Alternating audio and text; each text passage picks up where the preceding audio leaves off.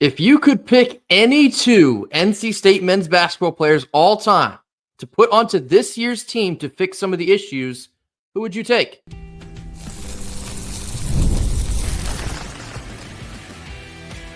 You are Locked On Wolfpack, your daily podcast on the NC State Wolfpack, part of the Locked On Podcast Network, your team every day. What's up, Wolfpack Nation? It's time to get locked in with Locked On. Thanks for making Locked On Wolfpack your first listen each and every day. We are free and available wherever you get your podcasts and on YouTube, part of the Locked On Podcast Network, your team every day. Our Tuesday show is brought to you by FanDuel. From big upsets to game-winning drives, the NFL playoffs are now here and made better than ever with FanDuel. New customers can sign up today, bet $5, and get $300 back in bonus bets guaranteed. Yes, that's right, 300 big ones. Just visit FanDuel.com in order to get started today. Happy Tuesday to all. As always, I'm Grayson Boone, joined by former Wolfpack defensive tackle Kenton Gibbs. Kenton, you and I were sitting here trying to figure out what to talk about basketball-wise for our Tuesday show. Kenton had a brilliant idea.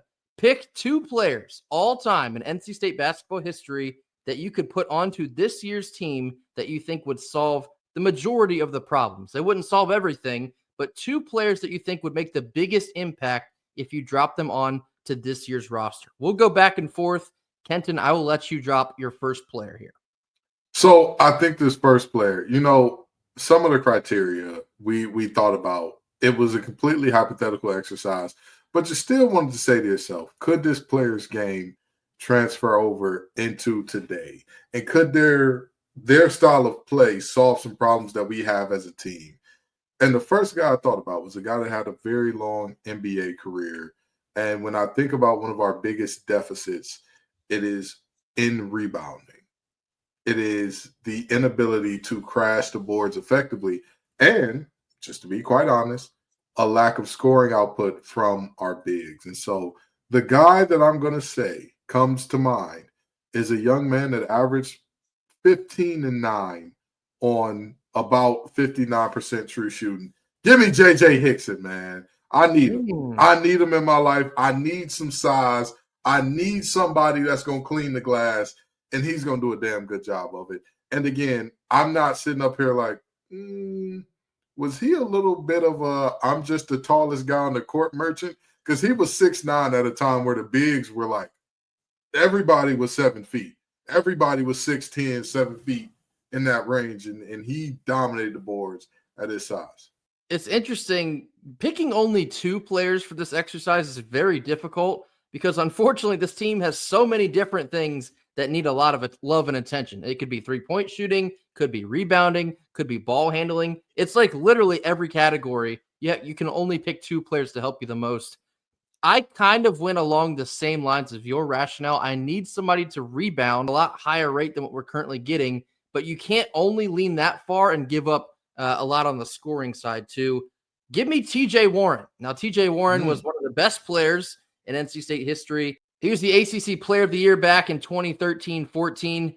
What I would give to have a TJ Warren on this basketball team this year, man, not only would he be the leading scorer on this team, and I'll just take his sophomore year stats, he averaged 24.9 points a game. Imagine what a score of that magnitude would do for the offense like this one. But not just leading in that category, at 7.1 rebounds a game, he would have also been our leading rebounder. And I know it doesn't all translate exactly like that. Different time frames, different teams, different players. I got it. But purely hypothetical exercise, TJ Warren would be not just an MVP, but like a level above an MVP.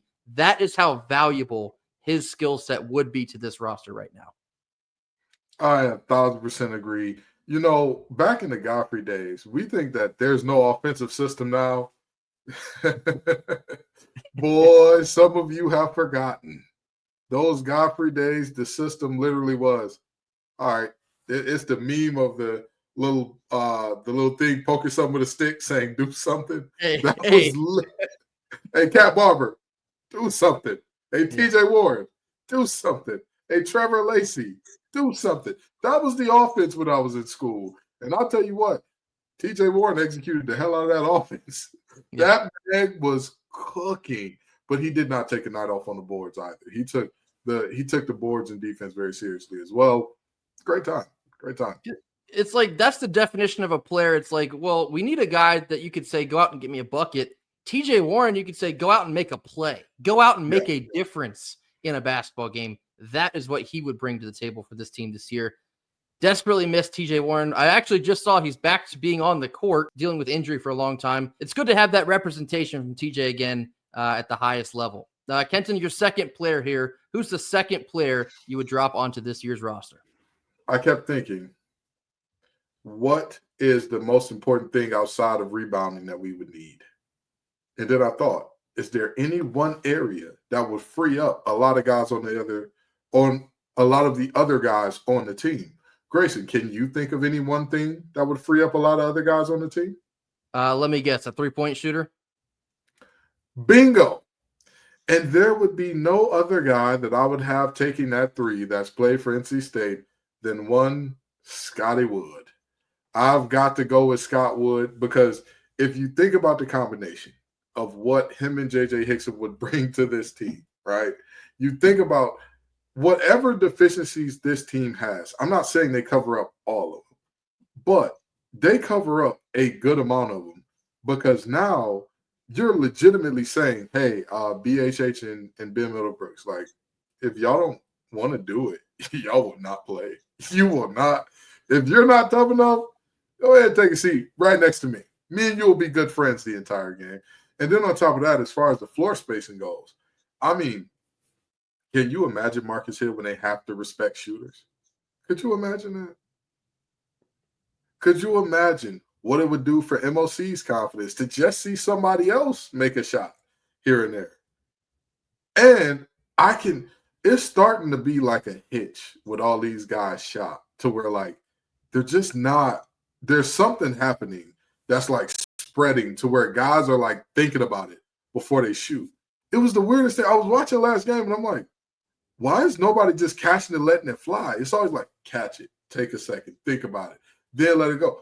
Nah, baby, shoot your shot, okay? And if you miss it, you miss it. If you make it, you make it. Everybody knows me. And anybody who knows me knows I'm a prolific shot shooter myself, just not on the basketball court. You've got to accept the results however it goes, okay? You've got to accept the result. It's either going to go in or it won't. And you know who I don't think would have a problem having a quick trigger?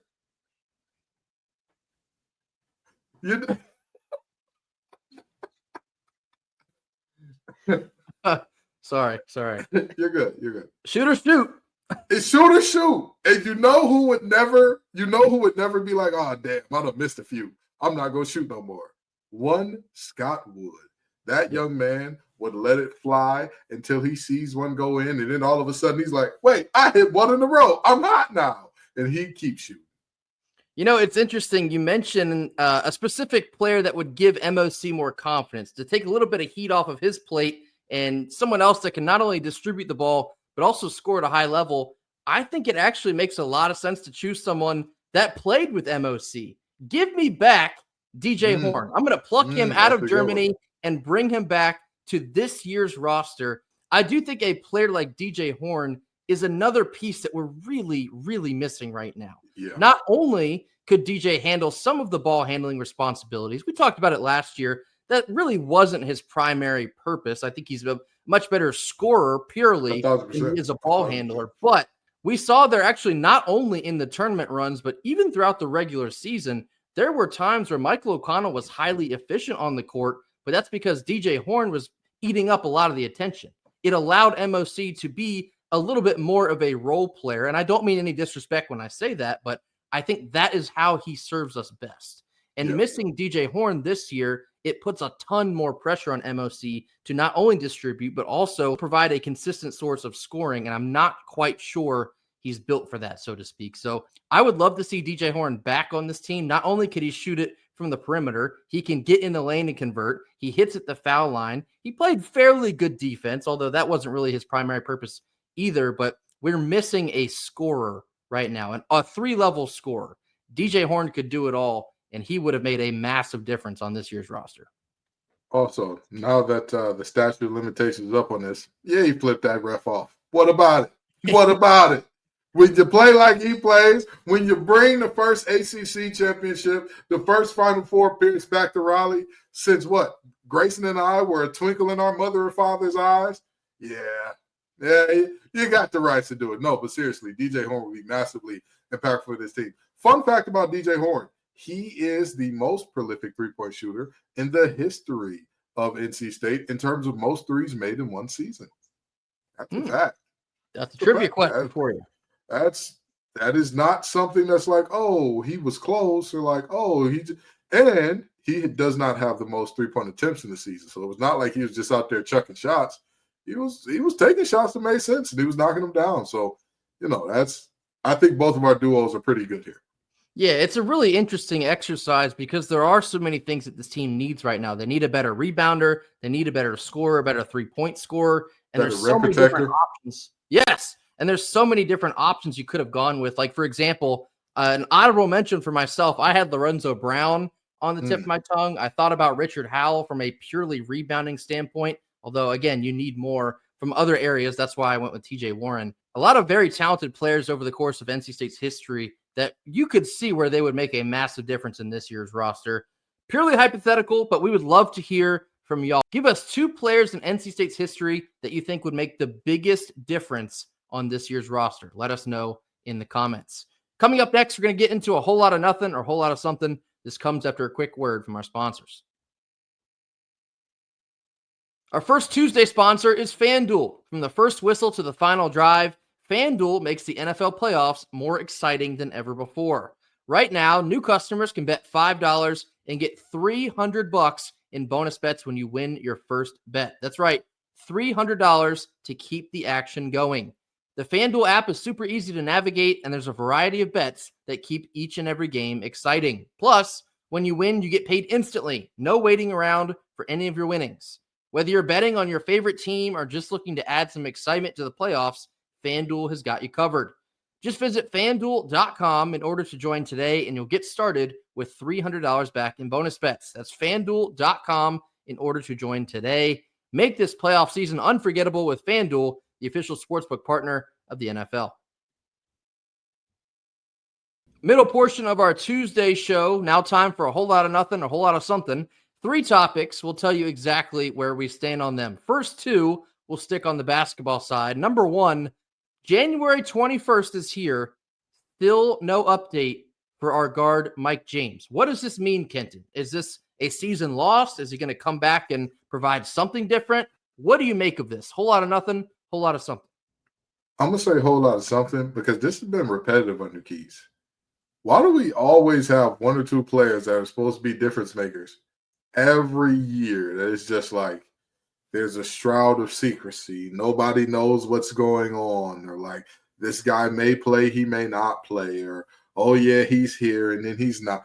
And this isn't to say that all those guys, I mean, for the most part, and correct me if I'm wrong here, Grayson, have any of those guys panned out anywhere else? No. Respectfully, no.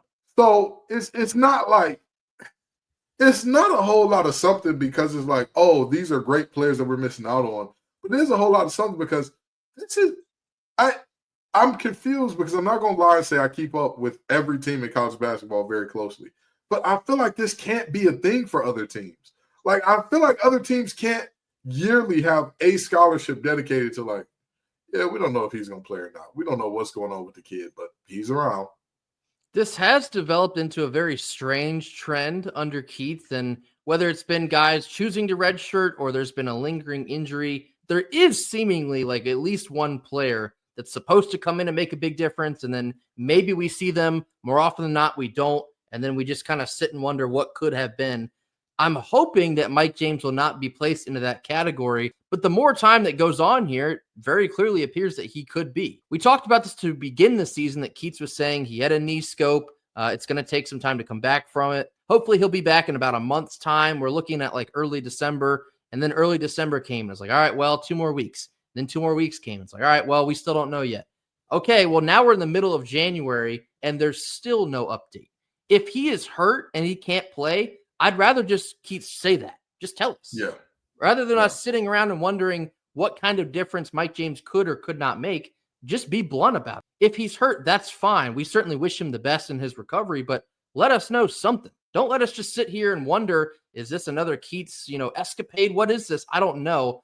If Mike James is too hurt to play at this point in January, it's hard to believe that he'll come back at any point in the season and make a considerable impact. Because if he's not even like practicing right now, that takes a long time to get ramped up. And at that point, you're already looking at February. You have only a month left to play. I would anticipate that we probably will not see Mike James, and I do believe it is more injury related than anything else. I think he's just had a repetitive amount of setbacks with that knee. It's certainly a whole lot of something nonetheless. Would he been a difference maker? Would he not been a difference maker?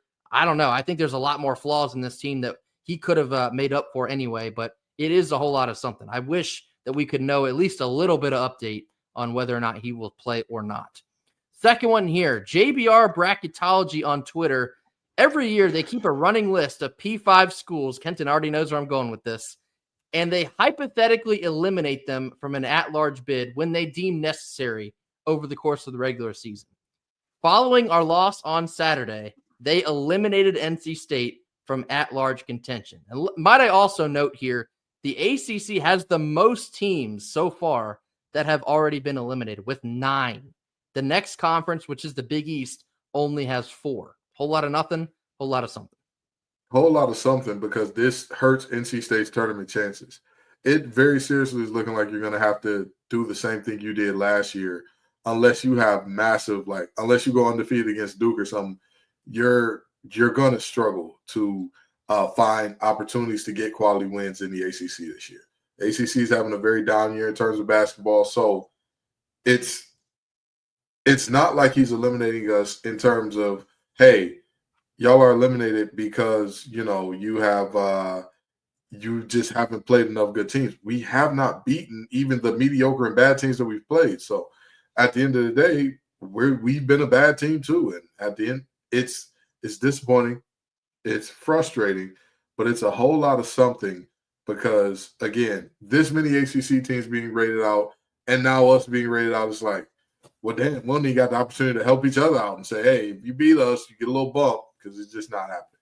Yeah, this is a whole lot of something for multiple reasons. One, purely on the fact of we're 9-9. So if we continue on this trajectory, yeah, we have no chance at receiving an at-large bid, and it would have to take another probably miracle in 5 days. That's assuming that we continue the descent that we are also currently on. We are on path to have to go through all 5 days again of the ACC tournament. If that's assuming we even make it in, because that's also not guaranteed. The 3 new teams coming into the conference, there's going to be more teams that miss out on this thing. So if NC State does not even get into the ACC tournament, that is even more than cooked. That's burnt. Because as it stands right now, that is the current trajectory. You will not play meaningful postseason basketball. The second part of this that is also a whole lot of something else we talked about in the beginning of the season was that the ACC was going to be a roller coaster this year. It's going to be a mosh pit. There's going to be some good, there's going to be a lot of mid, and there's going to be a couple bad. If NC State can take advantage of a bad situation and win against these teams that are kind of middling all year, you would have a chance to make a lot of your season and perhaps end up in like the upper third of the conference. The ACC has been bad up to this point, and NC State's one of them now. So not only was the ACC bad like we predicted, we are also bad, like Kenton just talked about. We fell into that pit, and that is where we currently sit. So it's a massive disappointment. It's a massive wasted opportunity, and it is certainly a whole lot of something. Last one here is football related. Everything appears to be all quiet now on the transfer portal front. No more moves appear to be in the works. I don't hear of any more visits coming up soon either. What do you make of this, Kenton? Do you think they're going to just wait until spring ball to see any more change of the roster? Or might there be some moves coming down the pipeline that we have not heard about yet? I would say this is a whole lot of nothing, only because I don't think that I haven't seen what the talent looks like. I want to get better at our off-ball linebacker positions. I really and truly do. I don't know what the talent looks like. I want to get more depth up front. I would say a whole lot of nothing at the moment. A whole lot of nothing, but it could turn into a whole lot of something if we go into next year and our defense looks like they've had a significant drop off from last year, because last year's defense was not good. They were not up to par for what an NC State defense is expected to be. There's a standard now for what NC State defenses should be. And when we fall short of that, we need to call it out. And again, if we don't see any more pickups, anybody else being picked up in the portal, that's fine, so long as we do it right. But I don't know. It feels like we should have done more, but I'm going to trust the team planning to those guys. I would agree with you that it feels like a whole lot of nothing. For the same reason, we just don't quite know yet. Spring ball will start to ramp up here, I guess, in a couple of weeks' time, but until they get all through the spring practices and into the spring game, even the team doesn't have a real idea of what the roster or the depth chart may or may not look like. So I'm not surprised that it's kind of a little bit of a dull period now. The transfer portal obviously has closed for the underclassmen. If you're a grad transfer, you can still move about the country. Shout out Southwest Airlines. But no, I'm not surprised that it's a little bit quiet now. I don't really make anything of that. However, I do think additional moves will be made here later in the timeline. Likely around spring ball, you'll probably see around like 2 to 3 more guys add to the roster. I would anticipate likely on the defensive side of the ball, hopefully a defensive lineman or two, maybe another linebacker. But I think as it stands now, I would consider the roster like 95% complete. We'll see how that stands up. But as of right now, it's a whole lot of nothing. Coming up next, we're going to round out our Tuesday episode with some women's basketball talk. Quiet as it's kept, Westmore and the women's basketball team continues to roll. More on this after a quick word from our sponsors. Our second Tuesday sponsor is Prizepicks, the place to get real money sports action. With over 10 million members and billions in winnings, Prizepicks has changed the game in daily fantasy sports. Whether it's the playoffs or regular season, Prizepicks has made it easier than ever before to win big while enjoying all of the football action. Now it's playoff time, and there's no better way to get in on that action than with Prizepicks. Here's how it works for you. All you have to do is simply pick more or less on at least 2 players, and if those picks hit, you could win up to 1,000 times your cash. Yes, that's right. Up to 1,000 times your money just by making a few simple picks. For me, I'm all about hot takes this season, and actually I went 2 for 2 on Prizepicks this past weekend. I had Lamar Jackson for more than 250 passing yards, and I had Travis Kelce for more than 70 receiving yards. It's fun to predict and easy to play. Plus, with Prizepicks Flex Play, you can double your money even if one of your picks doesn't hit. And using the app, you can get all of your winnings fast, sometimes in as little as just 15 minutes. Get ready to run your game this football season and throughout the playoffs with Prizepicks. Download the app today and use code LOCKEDONCollege to get $50 instantly after you play your first $5 lineup. That's right, $50 just for playing a $5 lineup.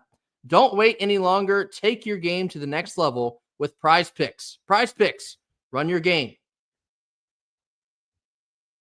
Last couple minutes of our Tuesday show. Time to spend some time with the women's basketball team. Surprise to absolutely no one, they continue to roll. They're now 14-4. They're up to number 20 in the country, and they're tied for second atop the ACC standing. They have currently won 10 of their last 11 games, Kenton, and they seem to be clicking right when you need them to click. Nobody, and I mean nobody, circles the wagon like Westmore. Anytime you get scared, anytime you're like, damn it, we're losing game, calm, relax. If anybody has earned it, it is old Westmore. He shows up time and time and time again. Every time you think to yourself, oh man, Westmore, is it over? Is he done? He's like, what?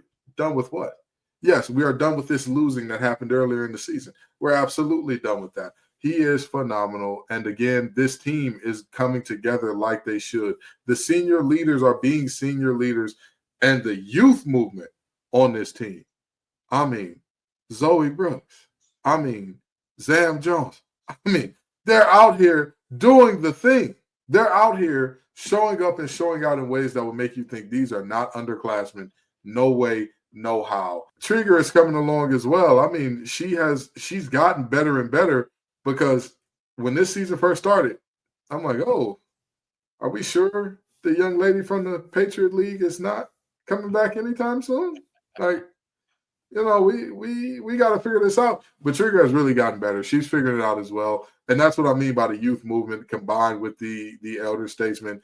We've seen what, Sanaya Rivers has done. We've seen what Isaiah James has done. We've seen what Madison Hayes and the glue player that she is, what she does night in and night out. It's really, really good watching this team gel together, grow through some fires together, honestly. Have games where they seem a little lethargic and then they get it together. But more importantly than that, this team is one that came in with high expectations. Early season losses might have set some people back, but this team never wavered. Internally, they never splintered in some ways that we've seen in the past. So, good on them. One of my favorite characteristics of Westmore teams is they always bounce back. Does not matter what you throw at them, whether it's injuries or tough losses, whatever it is, they will find a way to bounce back. And losing your premier transfer in Caitlin Weimar before the season ever began, that should have and would have been a tough blow to any other school in the country. And that includes like the top dogs like South Carolina or UConn, for example. The impact that she was supposed to have on this team is still sorely missed. But this team continues to find ways to win basketball games despite their deficiencies in the front court. Kenton just told you about all the guards. Madison Hayes, she just posted back-to-back double-doubles against Pitt and UVA. The game most recently on Sunday against UVA, 19 and 11 over a Virginia team that's not that good, but you found a way to win by 5. That's being a difference maker. And so when you are missing a player that you were supposed to be able to rely on, there's still so many other girls on this roster that can be a difference maker, whether it is Zoe Brooks or Isaiah James or Sanaya Rivers, Madison Hayes. It doesn't matter what you throw at this team. Westmore will find a way to get this group to bounce back. And so, yes, despite a couple tough early losses in the season, they're right back at second place in the ACC standings. They have a lot of tough games coming up on the schedule, but they're continuing to find ways to stick together and win together. And that continues to be impressive. I couldn't have said it better myself. And more importantly, the fires that they went through early in the season, I think are going to form them and mold them for later. I think it's going to form them and mold them in a very relevant way for when they get to the tournament. And all of a sudden, you've got some of these teams that are amazing on you. And even when you look at some of the losses that this team has taken this season, right? None, and when I say none, I mean not a single one of those teams is unranked at the moment. Yep. Not a single one of those teams. I don't even believe any of those teams are ranked outside the top 10. TCU is number 9 in the nation. South Carolina, I believe, is still number 1 in the nation and undefeated as well. So, or I'm sorry, they've got one loss themselves, but they're still one of the top teams in the nation. And you're looking at this team and saying, hey, they've had their ups, they've had their downs, they took their lumps, but at the end of the day, they have a ton of ranked wins. And again, they are running through this conference like Tomb Raiders, okay? When you talked about who was supposed to be good, who were supposed to be the teams in this conference, Louisville is half a game back of them. And yet, when they and Louisville played, 30-point win. 30-point win. So, that's the type of squad that we have right now. Again, our women's basketball team is so consistently miraculous. They don't get the love they deserve because they constantly are whooping behind. It's constantly belt to behind when you come to Reynolds Coliseum. It's constantly this team making it happen on the road. But they're going to get their love on Locked On Wolfpack. I'm going to tell you that. We always going to show these women love because they always earn. As we figured earlier in the year, this team will go as the guards will go. And the guards, they have been going. Like I just told you, 10 out of the last 11 games they have ended in a W.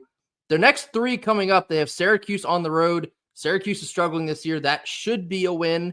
You have Virginia Tech back in Reynolds. This is not the same Virginia Tech that we've seen the last couple of years. Obviously, some of their top players have moved on. Their coach moved on. Hope to pick up a home win on that one. And then you're on the road against Wake Forest, another team. I think they're actually dead last in the ACC. Should pick up that one. And then you get into the meat and potatoes of the schedule. But if you can pick up another 3 wins, so that would be 13 out of the last 14 games, that momentum, that Westmore momentum yet again in the Big 25, we need it. This fan base needs a good basketball team to hang our hat on right now. Look no further yet again than Westmore and the women's team. They're playing good basketball right now. We're certainly looking forward to cheering them on the rest of the season. That'll do it for us here on Tuesday. As always, thank you all so much for joining us. Be sure to hit that like button, drop your comments in the comment box. Give us your 2 players that you would drop onto this year's men's roster. Tell us what you think about the state of affairs for both men and women's basketball. And any other thoughts you have, drop those in the comment box as well. Mash that subscribe button if you have not already. Another shout out to y'all. I just saw that we cleared 2,800 subscribers on YouTube. Thank you. Thank you. Thank you. Thank you. Thank you so very much. And I think that means the next big number we have in our crosshairs, 3K. Help us get to 3,000 subscribers. That would be yet another landmark. We've been well on our way. We'll see y'all tomorrow on Wednesday for more. And until then, go Pack. Go Pack.